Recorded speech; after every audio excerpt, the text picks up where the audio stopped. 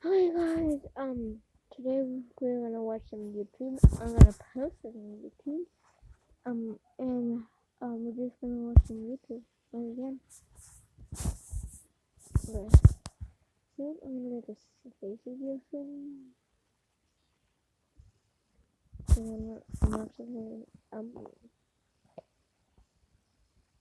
saying I'm very excited on this, but I'm here. I'm really could join the triplets crazy just saying about it. No. Let me do something else. Look for a good one.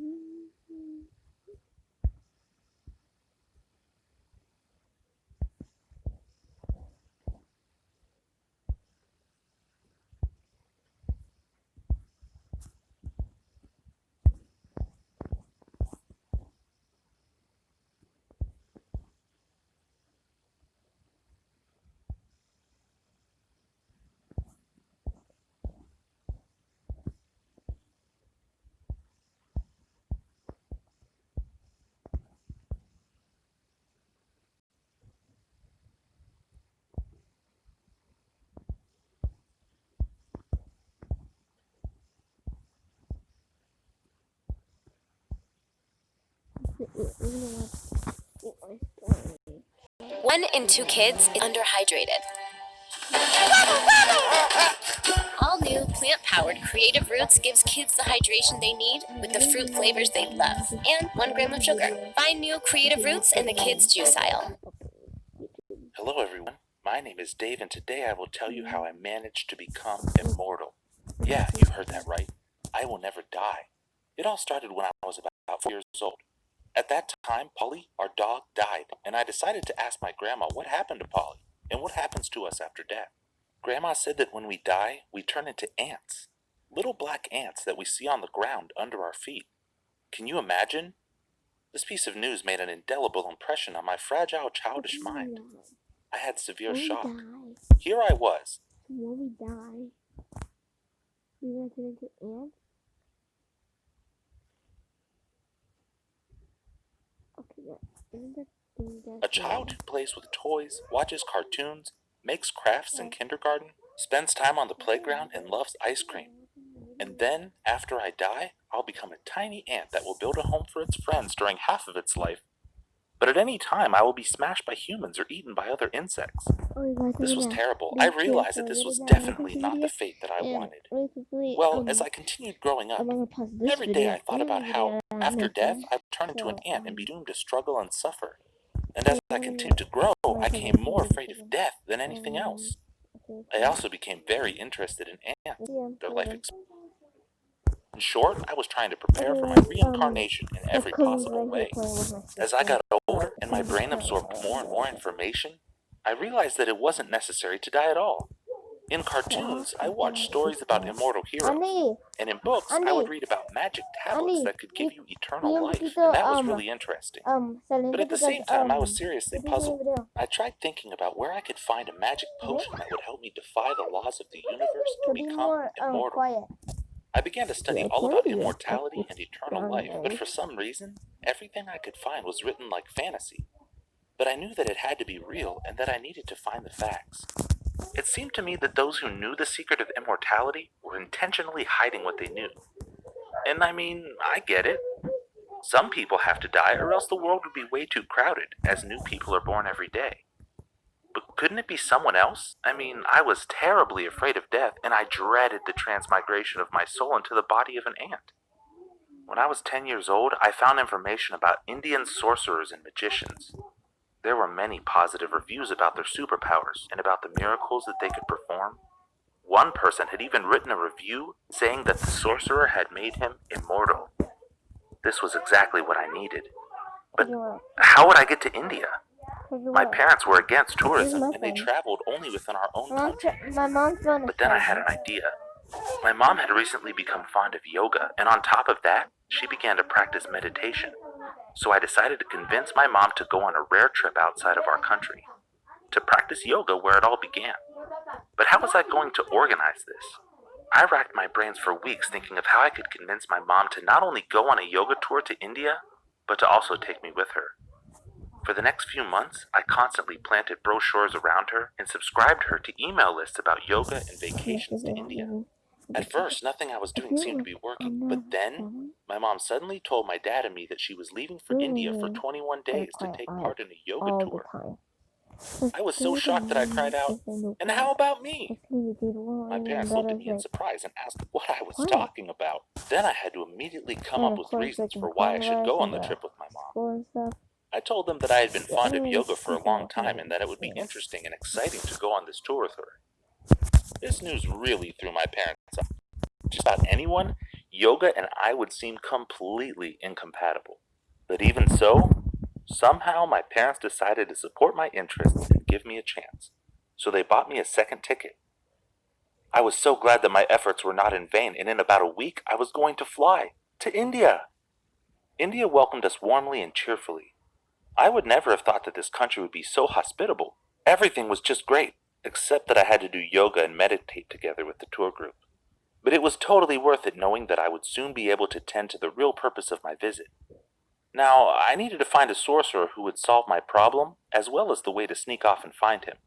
I don't even know which was more difficult, but I knew I had to get the timing just right because there wouldn't be any second chances. You know, it's difficult to find something specific in a foreign country without knowing the local language. At one point, I even thought about giving up, but then I met Pax. He was a guy about my age who had lived there half his life and considered himself a local. When we met and I told him about the purpose of my visit to India, he started laughing and called me a scumbag. But strangely, he still agreed to help me find what I was looking for. And as it turned out, meeting Pax was a stroke of good fortune. My mom really liked this guy almost immediately, and before long, she was ready to let me go anywhere with him without any problems. It was just perfect. All I had to do was wait for my new friend to find the sorcerer. After a couple of days, Pax came to me with good news. That evening in a nearby village, a shaman was going to be there for just one night to do his rituals. Within 10 minutes, I was ready to go, and we were out the door. When we arrived in the village, the night was already dark, and I felt a bit frightened. There were some weird people and strange sounds, and their noises made this new, dark place feel even stranger for me. It was good that Pax was next to me. Next to him, at least, I didn't feel like the village idiot. Soon a sorcerer appeared, together with his assistants. He sat in the center of a drawn circle, and people started coming up to him and asking different questions. He touched some of them with his hand, and sprayed some of them with the water from his bowl. Others he would speak with quietly, and they would leave shortly after. Finally, it was my turn, and together with Pax, I approached the sorcerer. My knees were shaking, and my head got so cloudy that for a second, I even forgot why I had come in the first place. Then I heard voices as if from a trumpet, and I could not understand a word. Then Pax hit me hard on the shoulder and told me to pull myself together. He told me to tell the shaman about my problem, and he would translate my words. Then I said that I wanted to be immortal.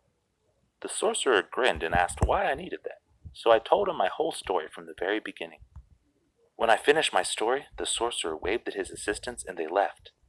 A few minutes later, they returned and told me to sit on the board that they had brought. I was suddenly nervous and asked Pax what it was and what they were up to. He replied that I should do what they asked. I don't know how I did it, but I mustered the courage and climbed onto the board, and the guy started carrying me away. Where do you think they brought me? They took me to a huge pit, next to which was a shovel. Then I got hysterical. I started screaming and crying, just like a little boy, asking to let me go to my mom. Soon the sorcerer came up to me, together with Pax. He told me to calm down and said that within this pit was the path to my immortality. It took me some time to collect myself, and even longer to believe in him. But eventually, I accepted the fact that I would have to go down into the pit in order to get what I came for. And do you think that I just climbed in there and then got out? Hell no. The sorcerer's assistants put me in a casket that looked like a coffin, closed the lid, and lowered it into the pit. Then they covered it with soil. Any sane person would have done everything they could have to escape from the coffin and get as far away as possible. But knowing that this was what I needed to become immortal, I was ready to withstand it all. As the casket was lowered down, I silently cried to myself and asked the universe to let this be over as quickly as possible. Then everything went quiet around me, and after about 30 minutes, I was exhausted emotionally and I felt as if I was squeezed like a lemon. I had no energy left even to be afraid. I was just lying there and thinking, come what may. And it was at that moment that they started digging me up and lifting me out of the pit. Of course, after all of that suffering, I wanted the sorcerer to confirm that I had become immortal. Instead, he wouldn't talk to me and told me to come back the next day. So I did what he asked. The next day I went to the same village with Pax, my friend and interpreter. The sorcerer joyfully welcomed me and asked if I still wanted to live forever. I answered that I did. Then the old shaman explained to me that the day before I actually had become immortal. He told me to remember what I was feeling while I was lying in the casket. Then he told me that the detachment that I felt at the very end would remain with me forever when I merged with the universe. In the evening, I thought a lot about his words and listened to my inner voice and realized that I actually understood the meaning of immortality. And from that moment on, my life began to play out in fresh colors. I stopped living in constant fear and preparing for my demise. For the first time in my life, I decided to just live and enjoy every day. The rest of the tour was just great. I hung out with Pax every day on the beach and played volleyball. He also taught me how to do chaturanga and play chowpar. I felt sad that there was so little time left, but I hope to return there next year. Would you like to live forever? Why? Share your answers in the comments, and I'll be grateful if you click on the thumbs up button under this video and subscribe to our channel.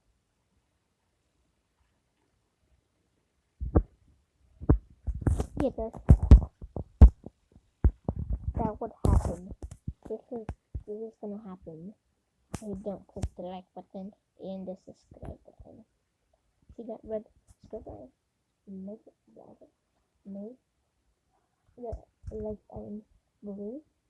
Are you ready? And this gonna happen to you. So if you wanna be a mom, do what it does. Anyway,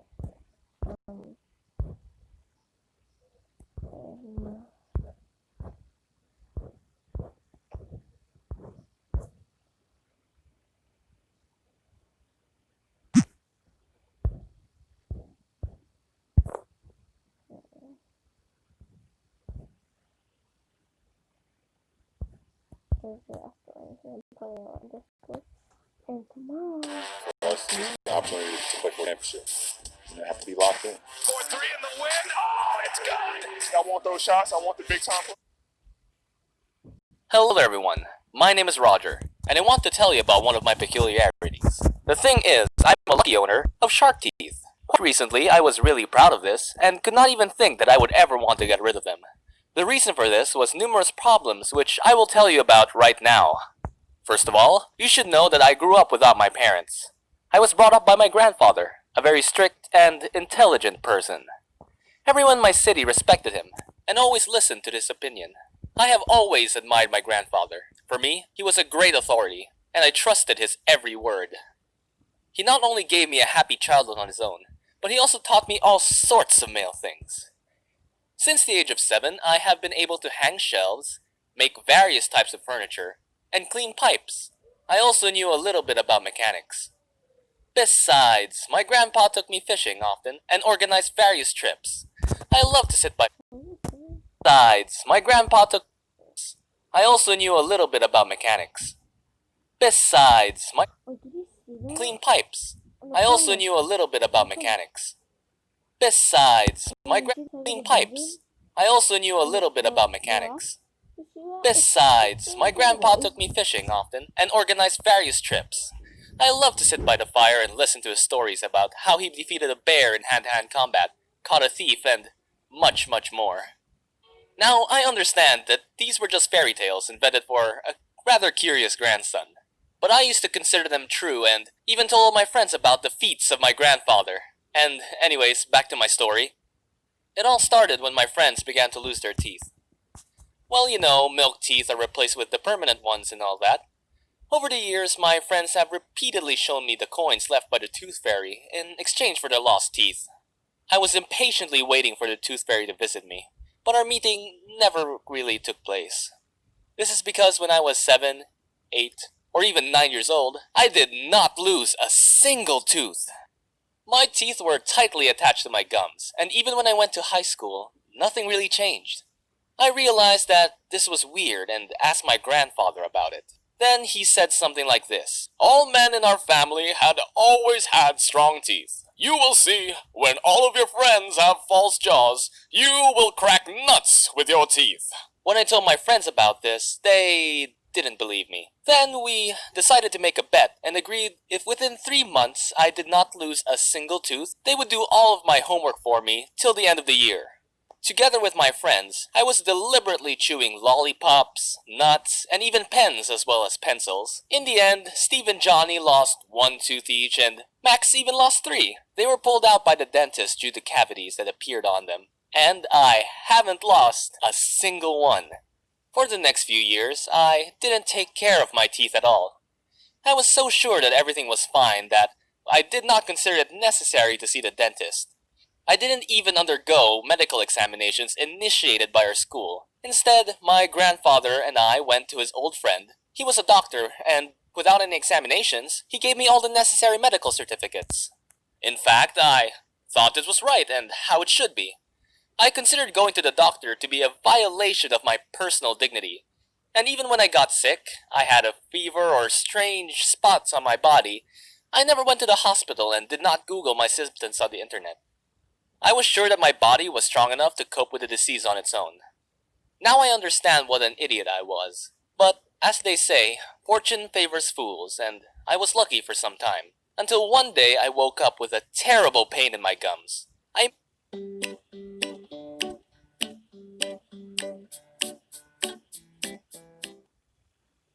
We'll have the $5.99 steak special. What if everyone gave you the value that the general does? I immediately told my grandfather about this, and he explained to me that all boys my age start having new teeth and their jaw increases, besides height, weight, and the length of arms as well as legs. Do you see that? There's a diamond sword on top of the phone. Do you see this? On the top. Do you see this right here? Like on the corner, on the left, a little bit forward. Is that Minecraft? Are they in Minecraft or something? Their jaw increases, besides height, weight, and the length of arms as well as legs. In short, during this so-called puberty, boys become men, so pain in the bones, gums, and other parts of the body is an absolutely normal thing.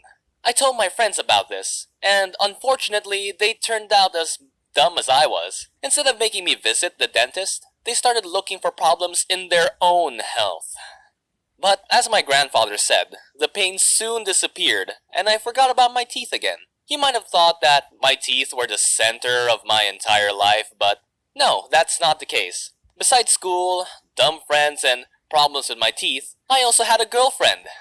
Her name was Maggie, and we met at one of the parties of my best friend Max. Maggie was very funny, smart, and a really cool girl.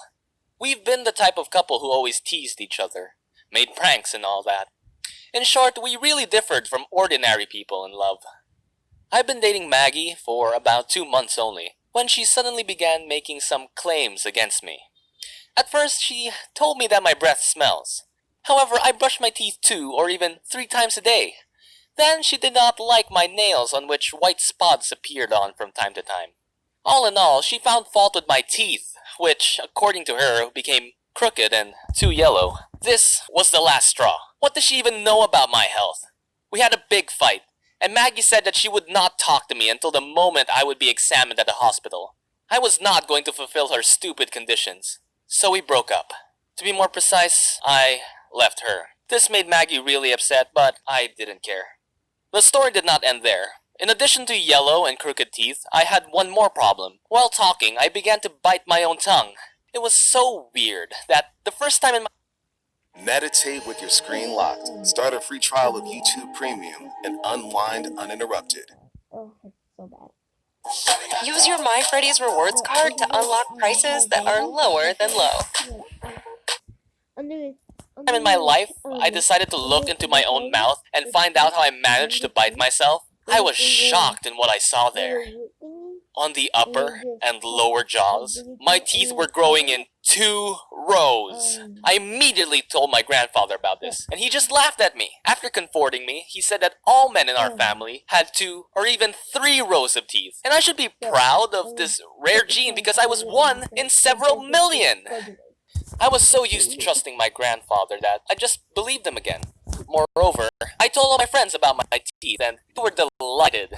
I was even nicknamed Shark Boy, but after learning about my teeth, Maggie was horrified.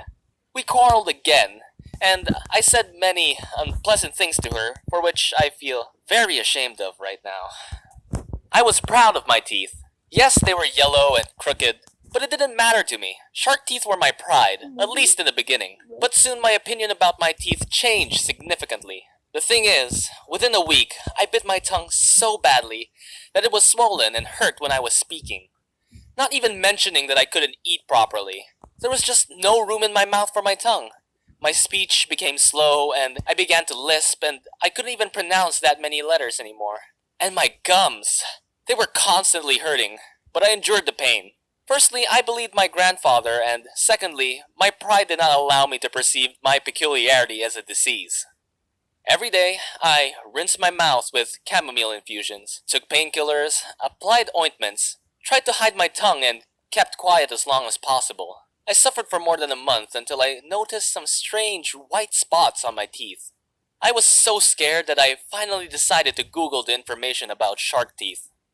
After reading dozens of medical articles, I realized that if I didn't visit the dentist immediately, then in a few years my jaw would be completely deformed and it would be almost impossible to fix it. Milk teeth would fall out sooner or later, and permanent ones would be chaotically scattered throughout my mouth. In short, I would have to forget about a beautiful smile and a quiet life forever if that happened. This information shocked me. Since I've never been to hospitals, I didn't even know how to make an appointment with me. Since I've never been to hospitals, I didn't even know. What was that? Hospitals? Did you talk about it? Information shocked me. Since I've never been to hospitals, I didn't even. What kind of language is that? Hospitals? Oh, wait.